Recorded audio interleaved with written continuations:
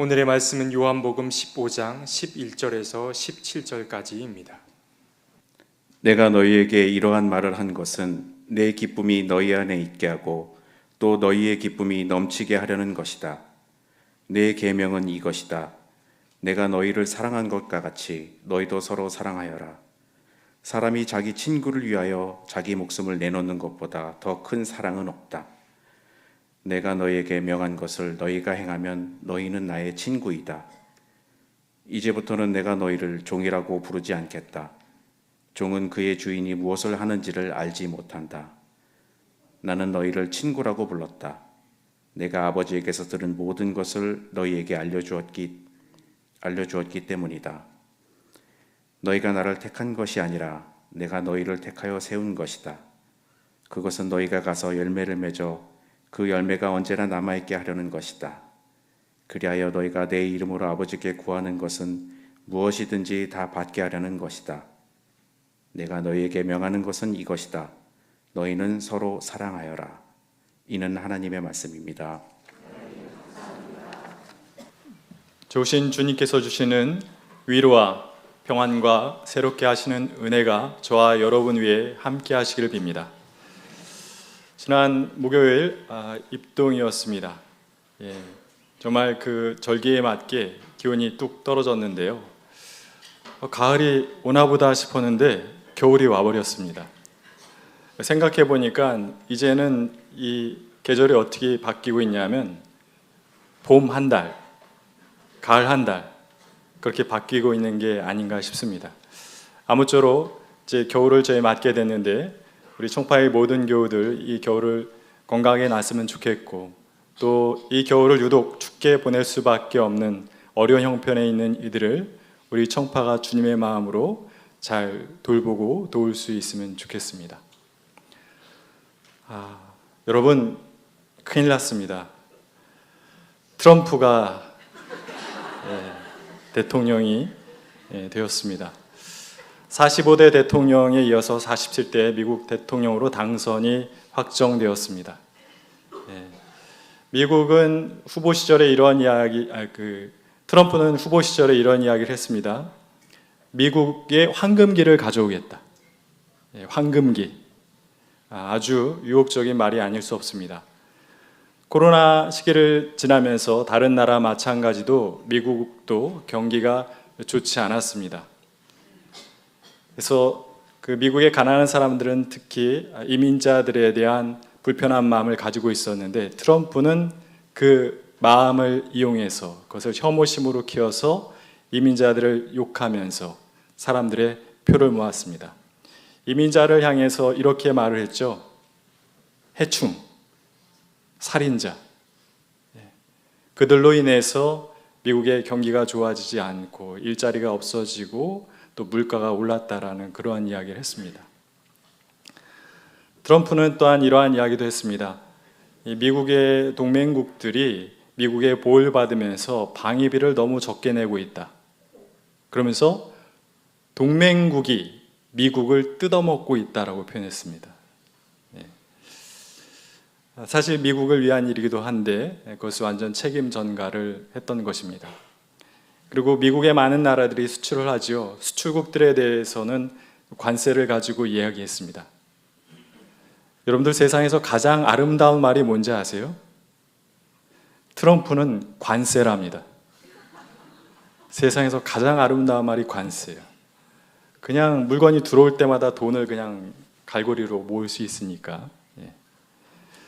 트럼프는 좀 기이한 사람입니다. 정상적이지 않죠. 그렇기 때문에 전쟁과 또한 재난과 가난을 피해서 자국으로 정말 피해 나온 이민자들을 향해서 해충, 살인자라고 이야기할 수 있었던 것이고 함께 평화를 지켜나가는 동맹국들을 향해서 방위비를 올리겠다며 한 번에 9배 인상을 요구하고 있습니다. 그리고 미국의 수출품을 파는 그 나라들을 향해서는 한 번에 관세를 60% 올리겠다라는 계획도 세우고 있습니다. 여러분들 트럼피즘이란 말 들어보셨습니까? 그렇게 기괴한 기이한 언행을 하는 트럼프에게 미국의 국민들이 열광하는 그러한 현상을 일컫는 말이 트럼피즘입니다. 트럼피즘은 정말 노골적인 이기성이에요. 노골적으로 이기적인 거예요. 근데 사람들이 그거에 열광해요. 근데 트럼프가 가지고 있는 그런 노골적인 이기성에 열광하는 사람들은 미국 사람들만이 아닙니다. 러시아의 푸틴도 마찬가지죠. 그러한 트럼프와 같은 기질을 가지고 살고 있어요. 엄연한 독립국가인 우크라이나를 향해서 그 영토가 옛 러시아의 땅이라고 하면서 이 러시아는 이제 과거의 러시아의 영광을 재현할 나라라고 하면서 그 영토를 공격했고 지금 점령하고 있는 것이죠. 또 누가 있습니까? 이스라엘의 네타냐후. 무려 2000년 동안 팔레스타인 사람들은 그 땅에서 살았건만 그 땅을 무력을 동원해서 빼앗고 있는 것이죠. 그 사람들에게 공유되고 있는 게 그러한 노골적인 이기성인 것이죠. 그런데 트럼프와 푸틴과 네타냐후는요, 관계가 좋습니다. 그것은 일종의 욕망의 연대예요. 서로의 이기성을 인정해 줍니다. 그러면서 그 국가의 이득과 자기 욕망을 채우기 위해서 정의와 공의를 짓밟는 것을 서로 눈감아 주는 사이예요. 이제 내년 1월이 되면 트럼프는 대통령에 취임하게 됩니다. 그럼 그가 호언장담했듯이 우크라이나 러시아 전쟁에 개입할 것입니다. 우크라이나를 향해서 미국의 지원을 중단한다 말하면서 러시아가 차지하고 있는 그 영토를 러시아에게 넘기라 압박할 것입니다. 그리고 네타냐후가 팔레스타인과 아랍의 국가들을 공격하는 것을 그냥 방관하는 게 아니라 적극 지지할 것입니다. 세계는 큰 변화를 목도하게 될 것입니다. 이제 이 세계는 새로운 제국의 시대가 되는 겁니다. 제국. 강대국의 욕망과 이득을 위해서 약소국들을 얼마든지 짓밟아도 되는 그러한 시대가 온다라는 것입니다. 그런 게 벌써 이루어지고 있고요. 생각할수록 참담합니다. 그리고 마음이 아프고 안타깝습니다. 중세 어둠의 시대를 거쳐서 르네상스 계몽기를 거치고 또 산업화 시대를 거치고 마음 아팠던 또 많은 인명피해가 있었던 1차, 2차 세계대전을 거치고 눈부신 과학 발전을 이뤄서 이른 21세기에 인류는 다시 2000년의 세월을 거슬러 올라가서 제국의 시대로 가고 있는 것입니다.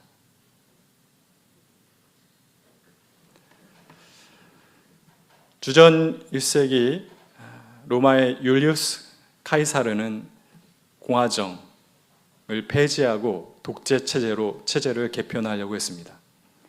그것을 사전에 파악했던 공화정의 주요 인사들은 이 율리우스 카이사르를 암살합니다. 주전 44년의 일이었습니다. 카이사르의 유언에 따라서 그의 양아들 옥타비아누스가 만 18세에 왕이 됩니다. 옥타비아누스는 재산과 자기 군대를 차근차근 착실하게 키워갔습니다. 주전 31년 악티움 해전에서 그의 정치적인 적이었던 안토니우스를 물리침으로 그 로마라고 하는 나라의 유일한 통치자가 됩니다. 그래서 원로는 그 옥타비아누스에게 아우구스투스라고 하는 칭호를 부여해 줍니다. 아우구스투스, 존엄자, 존귀하신 분이란 뜻입니다. 아우구스투스는 이제 공화정이었던 로마를 거의 모든 권한을 황제 혼자 독점하는 황제정으로 바꿉니다. 그리고 더욱 많은 나라들을 점령해 나갔고 짓밟고 그 재산들을 가져올 수 있었던 것이죠. 그래서 로마의 군대가 강력했기 때문에 로마를 침입하는 나라는 없었습니다. 그리고 로마 군인들의 이동을 위해서 아주 단단하게 깔아놓았던 도로를 통해서 세계 각처에 많은 물자들과 고급 인력들이 로마로 유입되었고, 로마는 소위 황금기를 이룰 수 있었고, 그 시절부터 그 후에 약 200년까지의 기간을 팍스 로마나 로마에 의해서 평화가 이루어진 시대라고 이야기합니다.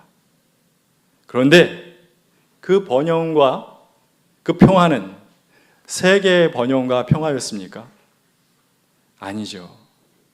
로마에 의해서 나라가 멸망당하고 가족이 죽임을 당하고 재산을 빼앗겼던 사람들에게 로마의 번영과 평화는 폭력과 죽음의 시간이었던 것입니다. 그렇게 로마가 그 번영과 평화를 거짓으로 만들어 구가할 때 로마의 식민지였던 한 나라 이스라엘, 그 이스라엘에서도 아주 변방이었던 시골 베들레헴에서 한 아기가 태어납니다. 우리의 그리스도 예수님이 태어난 것이죠. 그 예수님은 새로운 세계를, 새로운 나라를 열어가십니다. 아우구스투스의 로마 제국이 아니라 하나님의 나라, 그 하나님의 나라가 그 연약한 작은 한 아기를 통해서 시작되었던 것입니다. 예수님께서는 로마가 이스라엘로 보낸 총독인 본디오 빌라도 앞에 십자가를 지시기 전에 서시게 됩니다. 그와 이런저런 이야기를 나누시게 되다가 사실 신문을 받으신 것이죠. 예수님께서 빌라도에게 이렇게 얘기하십니다.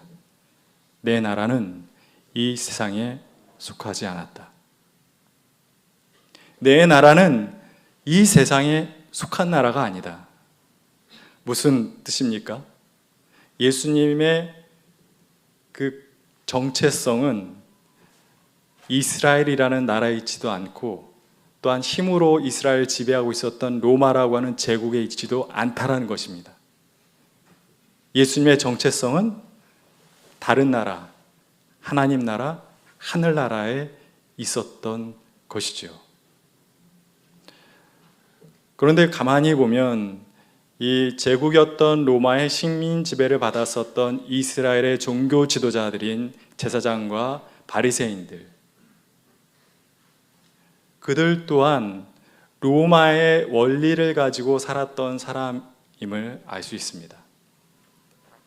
로마가 다스리던 세계는 로마 사람들만이, 로마 시민권자들만이 사람 대접을 받았습니다. 나머지 사람들은 다 그 로마 체제를 떠받치던 종이었습니다. 로마를 위한 도구, 수단, 소모품이었던 것입니다. 근데 그와 같이 이스라엘 사회를 다스리고 있었던 제사장과 바리새인들은 유대 백성들을 온전한 자기와 똑같은 사람으로 대하지 않았습니다.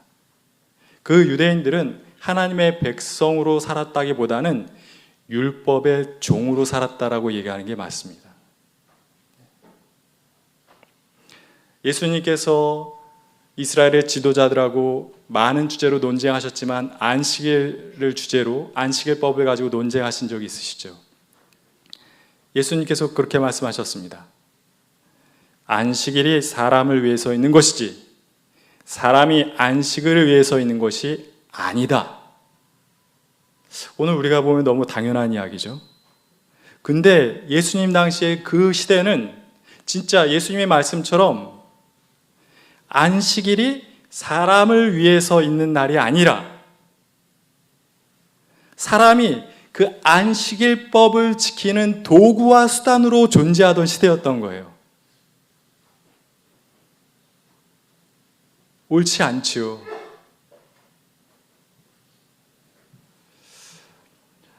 예수님께서는 당신이 6월절에 예루살렘에서 십자가에 달려 돌아가실 것을 아시고는 제자들을 모아놓고 긴 유언을 남기셨습니다.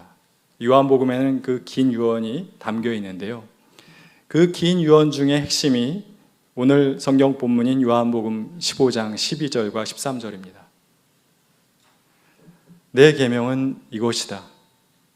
내가 너희를 사랑한 것 같이 너희도 서로 사랑하여라. 사람이 자기 친구를 위하여 자기의 목숨을 내어주는 것보다 더 큰 사랑은 없다. 이게 예수님께서 제자들에게 알려주신 당신의 계명이며 당신의 삶의 원리였던 것입니다. 예수님께서 이제 돌아가시면 이 거친 세상, 유대 율법이 다스리고 로마가 다스리는 이 세상에 이 제자들이 살아가야 돼요. 그 제자들이 하나님 백성답게 살아가면서 당신께서 하셨던 일을 계속 이어갈 수 있는 중요한 뭔가를 알려주셔야 했던 순간입니다. 바로 그것이 예수님이 알려주신 새 계명인 것입니다. 나를 위한 도구와 수단으로 소모품으로 여기지 말고 오히려 너를 위해 내어주는 그러한 나라를 만들며 살아가라고 하는 그러한 예수님의 당부였던 것입니다. 유대 성전은 무너지고 사라졌습니다. 또 로마라고 하는 제국도 무너지고 역사 속에서 사라졌습니다. 그런데 정말 사라졌습니까? 그러한 유대 성전과 로마라고 하는 제국은 무너졌을지 몰라도 그 속에서 작동했었던 제국의 원리는 계속해서 새로운 나라를, 그러한 로마를 닮은 그런 나라를 재건했고 아우구스투스를 닮은 사람들을 자꾸 되살려냈습니다. 지금 우리가 살고 있는 이 시대에도 곳곳에 로마가 있고 아우구스투스 같은 사람들이 존재하지 않습니까?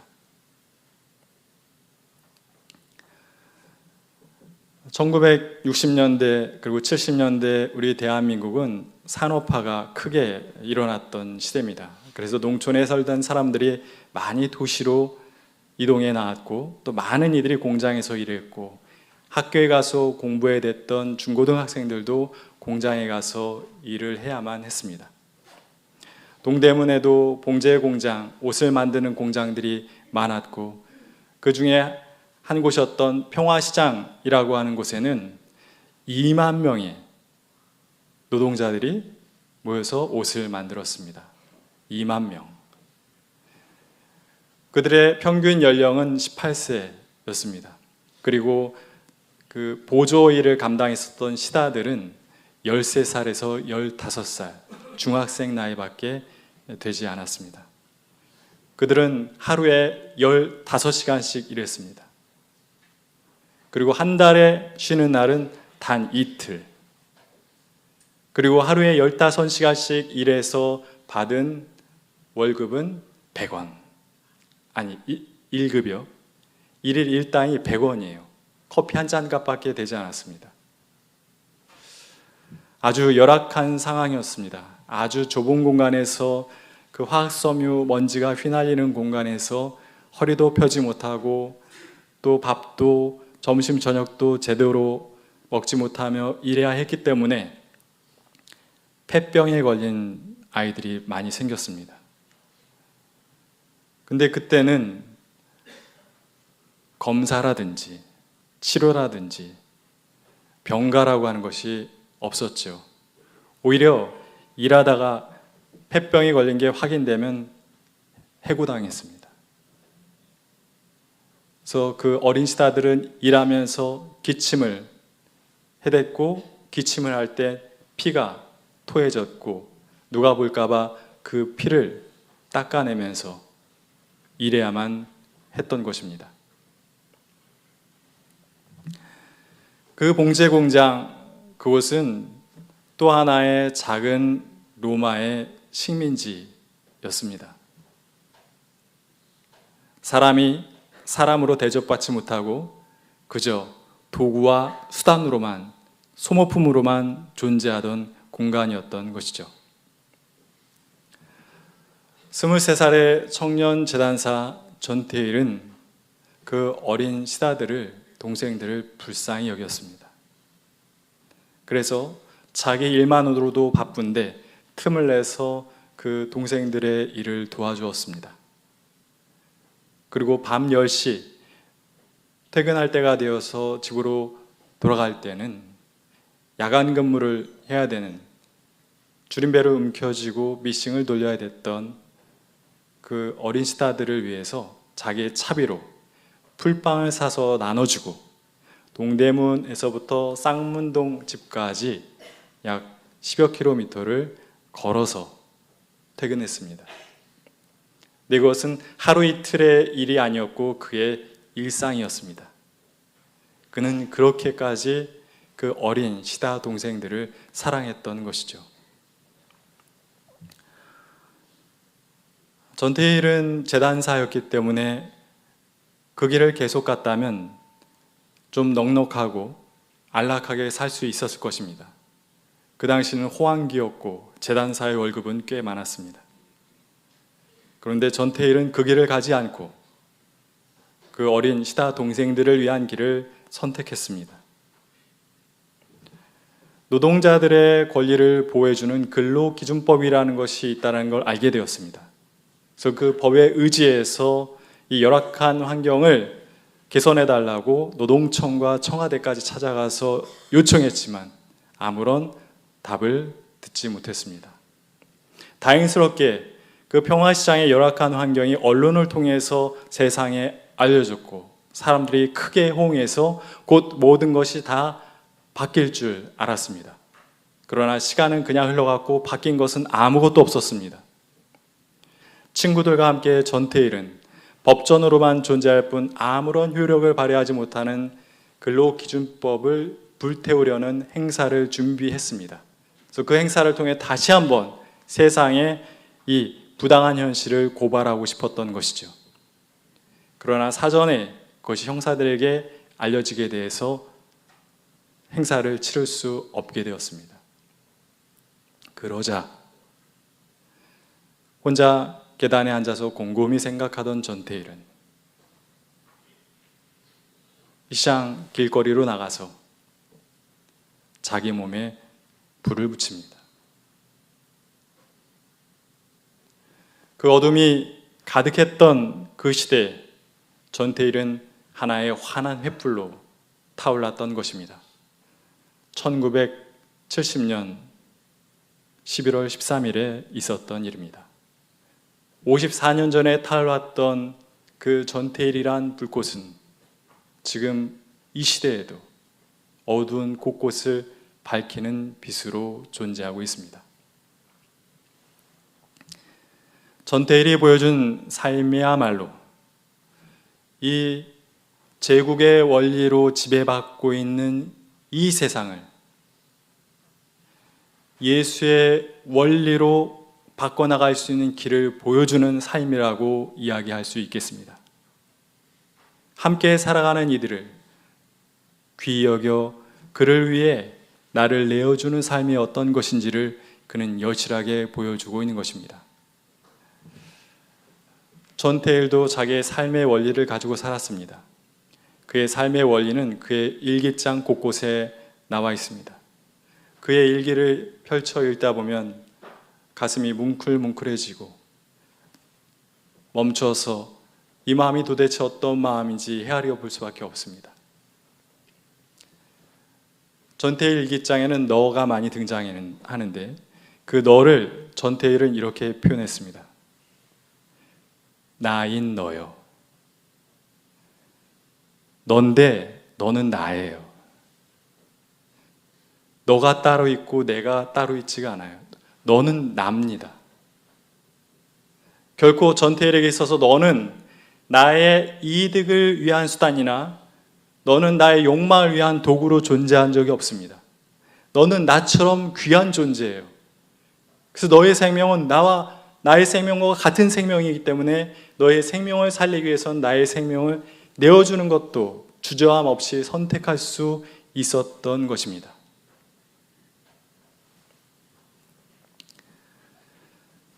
저는 2011년부터 우리 청파교회 청년들과 그 11월 13일이 가까운 주일날 오후가 되면 예배를 마치고 전태일의 퇴근길을 따라 걸었습니다.